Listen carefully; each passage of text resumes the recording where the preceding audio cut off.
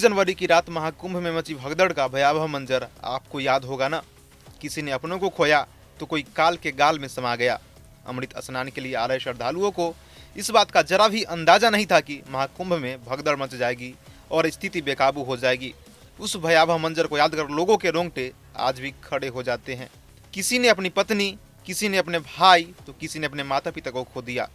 श्रद्धालु महाकुंभ आकर अमृत स्नान करके खुद को पुण्य का भागी होना चाहते थे, लेकिन किसी को पता नहीं था कि इतनी बड़ी अनहोनी हो जाएगी। हालांकि घटना के बाद 29 जनवरी की शाम महाकुंभ प्रशासन की ओर से जानकारी दी गई कि हादसे में 30 लोगों की जान चली गई और लगभग 60 लोग घायल हुए हैं।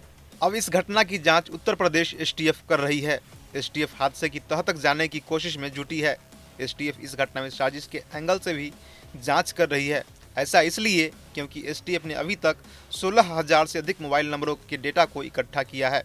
अब तक जांच में कई मोबाइल नंबर घटना के बाद से बंद आ रहे हैं। महाकुंभ मेला एरिया में बने कमांड एंड कंट्रोल रूम से सीसीटीवी फुटेज के जरिए संदिग्धों की पहचान की जा रही है। अब अगर एसटीएफ की जांच में साजिश की बात सच होती है तो सवाल पुलिस प्रशासन पर भी खड़े होंगे।